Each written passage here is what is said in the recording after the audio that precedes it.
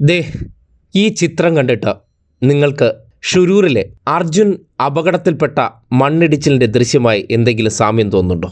ഇല്ലെന്ന് ഒറ്റ നോട്ടത്തിൽ തന്നെ പറയാം. പക്ഷേ കോൺഗ്രസിൻ്റെ സൈബർ ടീം കർണാടക സർക്കാരിനെ ന്യായീകരിക്കാൻ വേണ്ടി ഇറക്കിയ ഒരു വ്യാജ ചിത്രമാണ്. കോൺഗ്രസിൻ്റെ ഔദ്യോഗിക സൈബർ ടീമായിട്ടുള്ള കോൺഗ്രസ് സൈബർ ടീം എന്ന പേജിലാണ് ഈ ചിത്രത്തിനോടൊപ്പം ഒരു ഗംഭീര ന്യായീകരണം പുറത്തു വന്നത്. അതിലെ ചില വാചകങ്ങൾ നിങ്ങളെ വായിച്ചു കേൾപ്പിക്കാം.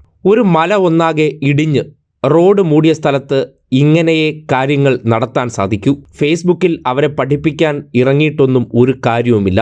ജീവൻ പണയം വെച്ചും രക്ഷാപ്രവർത്തനം നടത്തുന്നവരെ വിമർശിക്കാതെ പിന്തുണ നൽകുക. വിമർശനം: ആദ്യത്തെ 3 ദിവസം എന്ത് ചെയ്യുകയായിരുന്നു? മറുപടി: ആദ്യത്തെ 3 ദിവസവും കനത്ത മഴയായിരുന്നു. തുടരെ മലയിടിച്ചിലുമുണ്ടായി. ചെറിയൊരു മൺകൂന ഇടിഞ്ഞതല്ല, ഏതാണ്ട് 1/2 കിലോമീറ്ററാണ് മല ഇടിഞ്ഞത്.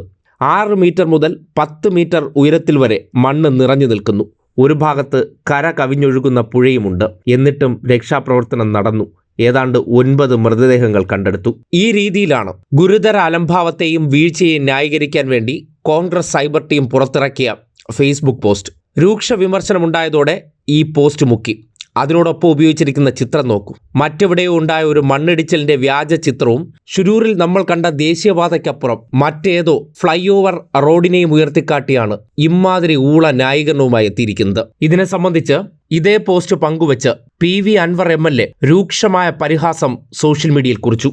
ആ പോസ്റ്റ് ഒന്ന് കേൾക്കാം. കർണാടകയിൽ നടന്ന ദുരന്തത്തെക്കുറിച്ച്, അവിടുത്തെ സർക്കാർ സ്വീകരിച്ച മെല്ലെപ്പോക്ക് നയത്തെക്കുറിച്ച് കോൺഗ്രസിന്റെ ഔദ്യോഗിക പേജുകളിലൊന്നായ കോൺഗ്രസ് സൈബർ ടീമിൽ വന്ന ന്യായീകരണ പോസ്റ്റ് അല്പം മുമ്പ് മുക്കിയിട്ടുണ്ട്. ന്യായീകരണമൊന്നൊന്നും പറഞ്ഞാൽ പോരാ, ഗതികേടിന്റെ അങ്ങേയറ്റം എന്ന് തന്നെ പറയണം. എന്നാലും ഇതൊക്കെ എഴുതി പോസ്റ്റിട്ടവന്മാരുടെ മനോനില എന്താണെന്നുള്ളത് അത്ഭുതപ്പെടുത്തുന്നുണ്ട്. കവളപ്പാറ ദുരന്തത്തെക്കുറിച്ചും പോസ്റ്റിൽ പ്രതിപാദിക്കുന്നുണ്ട്. കർണാടകയിൽ ഇന്ന് നടക്കുന്നത് പോലെയുള്ള പ്രവർത്തനമല്ല കവളപ്പാറയിൽ നടന്നത്. മത രാഷ്ട്രീയ ഭേദമില്ലാതെ ആയിരങ്ങൾ അവിടുത്തെ റെസ്ക്യൂ മിഷനിൽ പങ്കെടുത്തിട്ടുണ്ട്. ഒരു സർക്കാരിനെ കൊണ്ട് എന്തൊക്കെ ചെയ്യാൻ കഴിയുമോ അതെല്ലാം അവിടെ ചെയ്തിട്ടുമുണ്ട്. രാത്രിയെന്നോ പകലെന്നോ വ്യത്യാസമില്ലാതെ അവിടെ തിരച്ചിൽ നടത്തിയിട്ടുണ്ട്.